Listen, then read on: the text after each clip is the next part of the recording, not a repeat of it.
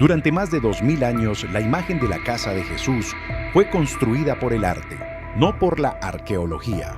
Pinturas medievales, iconografía renacentista y escenografías modernas repiten una escena familiar. Un hogar amplio, luminoso, ordenado, casi ideal. Esa imagen se volvió la verdad por repetición, no por evidencia. Pero la evidencia arqueológica y el contexto histórico cuentan otra historia. Cuando miramos lo que sí se puede comprobar sobre viviendas rurales en Galilea, durante el siglo I, esa casa perfecta empieza a desmoronarse. Los restos excavados, los patrones constructivos regionales y los estudios comparativos apuntan a otra realidad. Si pudieras cruzar el umbral de una vivienda en Nazaret hace 2000 años, lo primero que sentirías no sería belleza, sería función. Y te lo digo desde el inicio, esto no es fantasía. Es una recreación visual basada en pistas reales, patrones de construcción, materiales, distribución típica de viviendas y hallazgos que nos permiten acercarnos a una reconstrucción probable. Ahora, atención, esta investigación es lo más cerca que puede parecer la casa de Jesús. Esta afirmación es basada en los documentos que los arqueólogos han descubierto. Basado en eso, vamos a reconstruir cómo era una casa real, común, de una familia de Nazaret en esa época, y entender cómo se vivía ahí adentro. Si existe es un conjunto coherente de hallazgos que describen cómo eran las viviendas rurales en esta región y en este periodo. Por eso, la reconstrucción que verás es una aproximación tipológica, el modelo más probable de vivienda para una familia común en Nazaret durante el siglo I, basado en patrones repetidos y evidencia documentada. Esa distinción es fundamental, no es afirmación absoluta, es reconstrucción informada. Y en investigación histórica, esto es lo más cerca que se puede estar de la realidad material.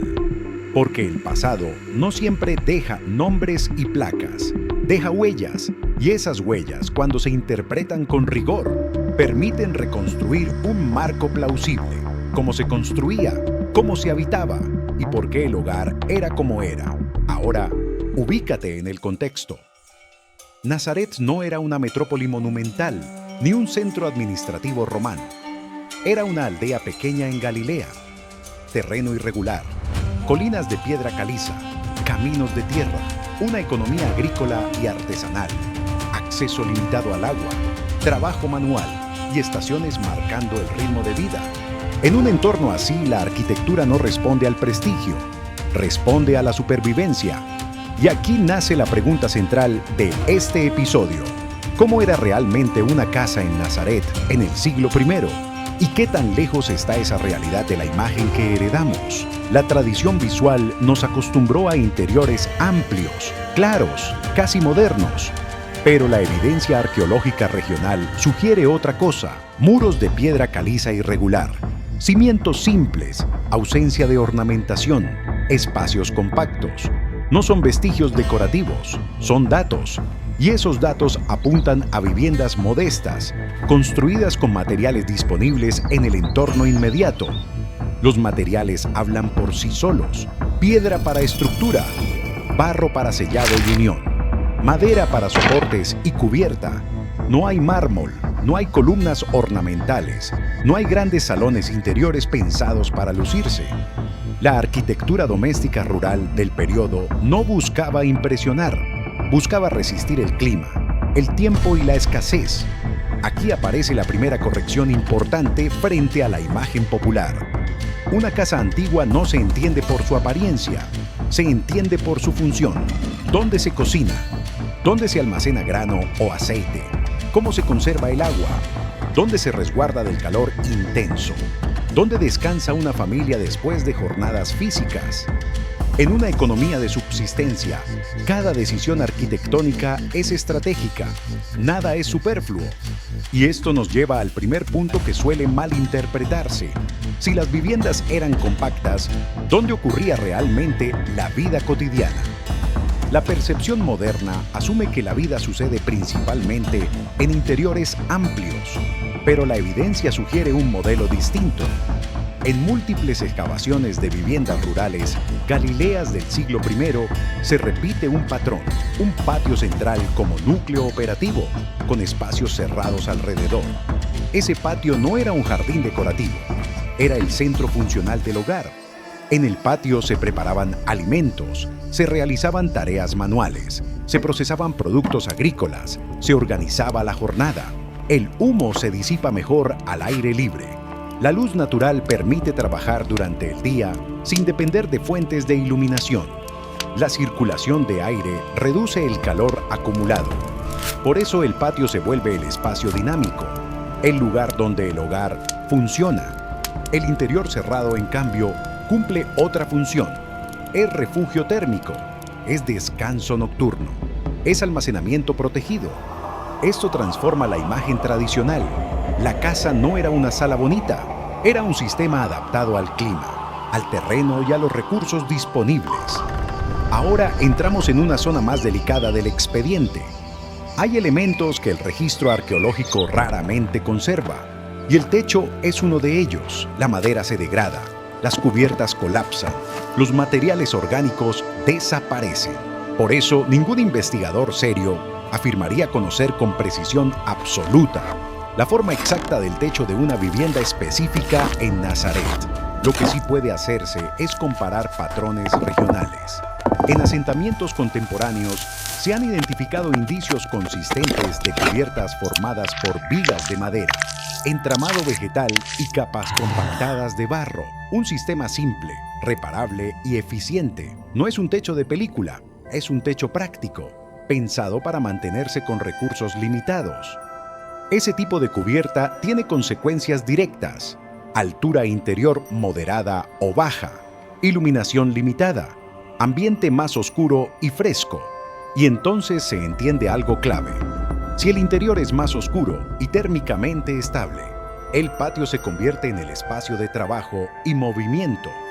El interior protege, el patio activa. Y aquí aparece un elemento que rara vez se menciona en representaciones artísticas: el terreno. Nazaret se ubica sobre roca caliza y relieve irregular. En varios contextos rurales del periodo se documenta la adaptación de la vivienda al terreno natural. La roca no siempre se elimina, se integra. En algunos casos se aprovechan cavidades naturales, en otros se tallan espacios auxiliares. Se crean zonas más frescas para almacenamiento y conservación. No es un sótano moderno con diseño elaborado, es arquitectura adaptativa, usar el terreno como parte del sistema doméstico. Cuando incorporas esta variable, la vivienda deja de percibirse como una estructura aislada. Se convierte en una extensión del lugar. No es una casa que se posa sobre el suelo, es una casa que se funde con él, que aprovecha sus ventajas térmicas y su estabilidad. Si sintetizamos la evidencia disponible, el modelo más coherente queda así: vivienda compacta, muros de piedra caliza local, sellado con barro, cubierta ligera de vigas y tierra, patio central funcional, interior reducido como refugio y posible integración parcial con el relieve rocoso para almacenamiento. Nada en este modelo coincide con la imagen amplia y luminosa popularizada siglos después. Eso no significa que la tradición artística sea inútil. Significa que responde a otra lógica, simbólica, teológica, estética. La arqueología responde a una lógica material, lo que puede sostenerse con evidencia. Y aquí es donde este expediente se vuelve relevante. Cuando la vivienda se entiende como sistema funcional, el pasado deja de ser una escena idealizada y se vuelve un entorno físico concreto. Temperatura, textura, escala e iluminación real. La pregunta ya no es cómo imaginamos el hogar. La pregunta es qué permite afirmar la evidencia. Y la evidencia sugiere algo claro. La casa no era un símbolo arquitectónico, era una herramienta de vida, compacta, eficiente, adaptada. Eso cambia radicalmente la percepción, porque vuelve la historia más tangible. Lo que estamos reconstruyendo aquí no es una imagen devocional, es el marco material más probable en el que transcurría la vida cotidiana en Nazaret durante el siglo I, no afirmamos una dirección exacta ni una estructura específica. Afirmamos un modelo tipológico basado en patrones documentados. A partir de aquí comienza la reconstrucción visual, no como fantasía, sino como hipótesis informada. Y para hacerlo bien, lo haremos por capas, como se construye un expediente serio. Entorno, muros, patio, cubierta, interior, integración con el terreno. Primera capa, el entorno inmediato. Nazaret no era una cuadrícula urbana planificada, era un asentamiento orgánico. Las viviendas se adaptaban al relieve, no al revés. Las colinas de piedra caliza condicionaban la ubicación. Los caminos eran senderos de tierra compactada. No había avenidas amplias ni pavimento monumental. La orientación de una vivienda no respondía a criterios estéticos.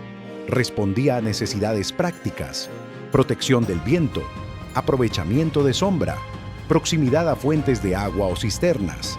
En ese contexto, la primera decisión arquitectónica no es cómo se verá la casa, es dónde se coloca. Segunda capa, la base y el terreno. En muchas excavaciones rurales se observa que la construcción no comienza sobre una superficie perfectamente nivelada. Se aprovechan desniveles naturales, se incorporan irregularidades del terreno, se apoyan cimientos directamente sobre roca expuesta. Resultado: la casa no es perfectamente simétrica, es adaptativa, ajustada al lugar. Tercera capa. Los muros no son bloques tallados con precisión monumental, son piedras locales de tamaño variable, colocadas de manera funcional. El objetivo no es la perfección geométrica, es la estabilidad. Las juntas se rellenan con barro, creando superficies irregulares y texturas ásperas.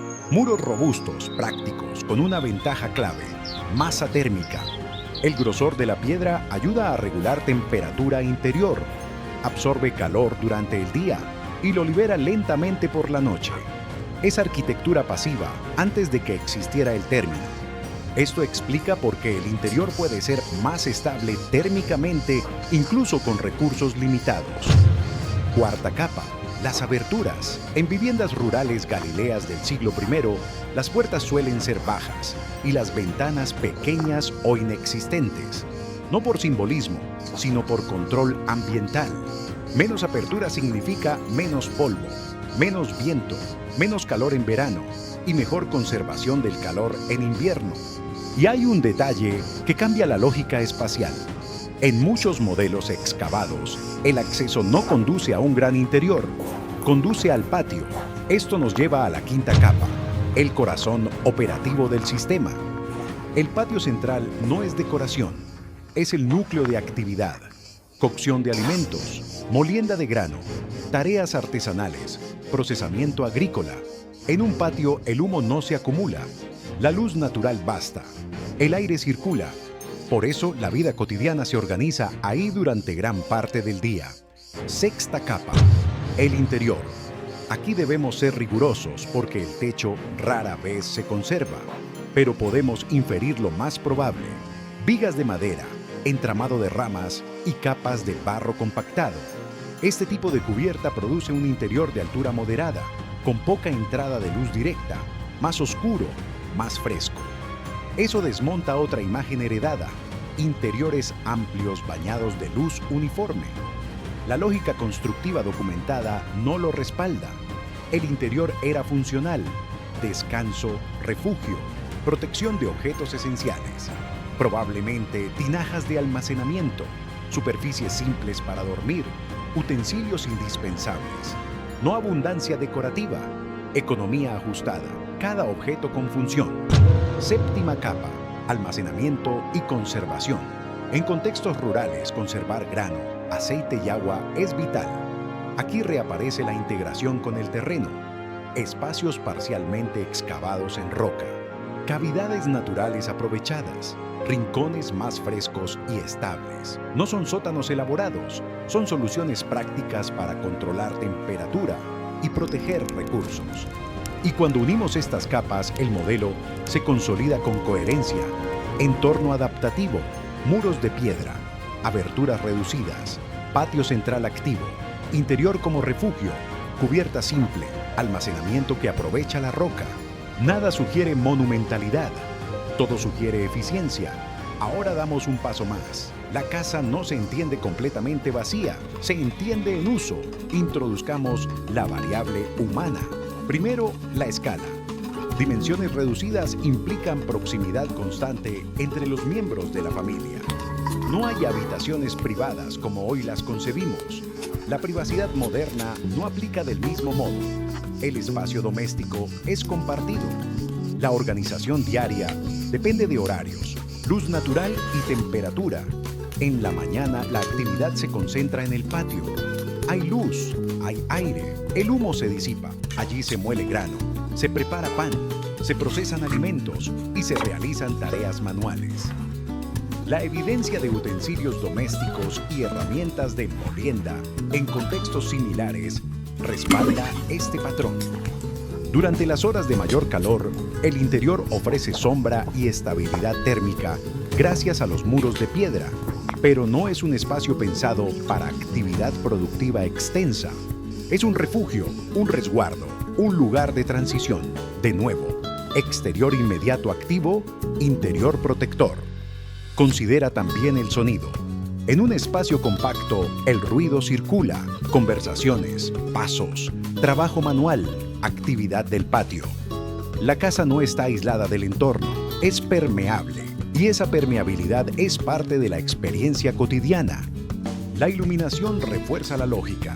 Con aberturas pequeñas y cubierta de barro, la entrada de luz directa es limitada. Por eso, las tareas que requieren visibilidad se priorizan en el patio. El interior se usa cuando la luz no es el factor principal. Descanso, resguardo, almacenamiento. Y hay otro factor crucial: mantenimiento. Una vivienda de este tipo exige reparación continua. El techo de barro necesita arreglos periódicos. Las juntas de los muros se revisan. El patio se limpia. La casa no es una estructura estática, es un organismo que se conserva con trabajo constante. También existe adaptación estacional. En lluvia, la actividad se contrae hacia el interior y zonas protegidas. En clima seco, se expande al patio. La casa no es rígida, es flexible, porque debe responder al clima. Y aquí aparece una conclusión que cambia la percepción moderna. La casa parece pequeña si la miras como interior, pero deja de serlo cuando entiendes el sistema. Interior más patio, más terreno inmediato.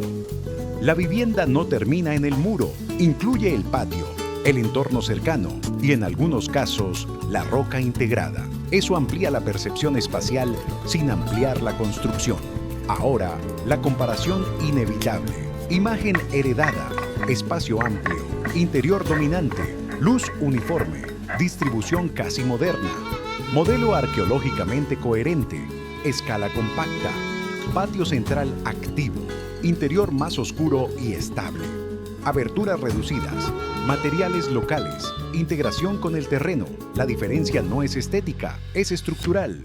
Y cuando la estructura cambia, cambia la historia que creemos ver.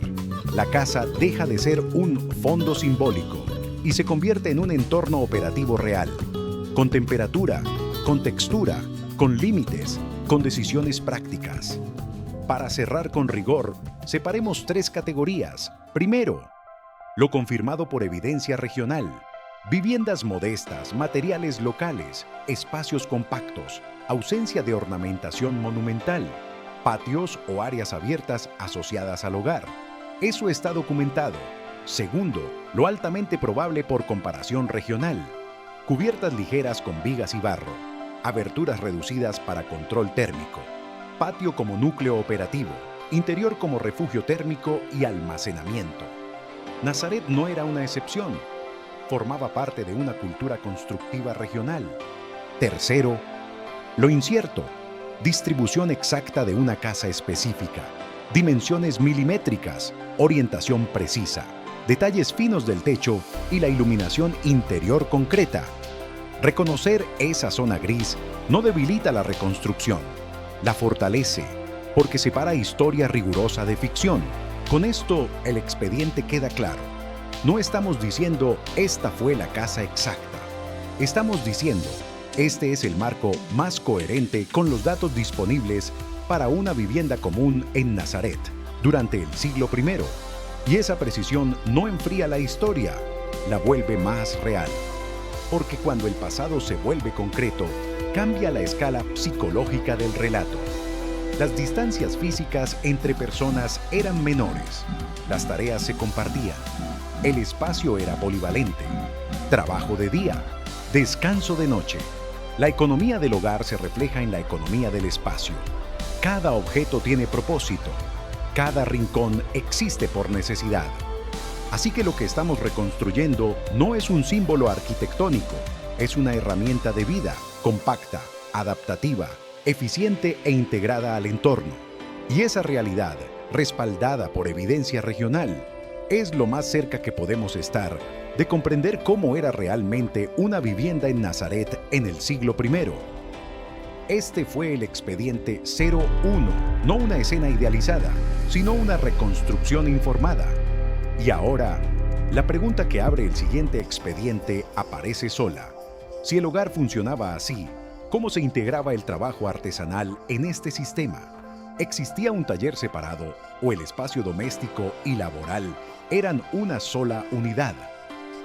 En el próximo episodio abriremos ese caso, el entorno productivo, el taller, la economía doméstica y cómo todo se articula con el espacio que hoy reconstruimos. Si quieres seguir desmontando imágenes heredadas y contrastarlas con evidencia real, suscríbete, porque la historia no necesita exageración, necesita precisión.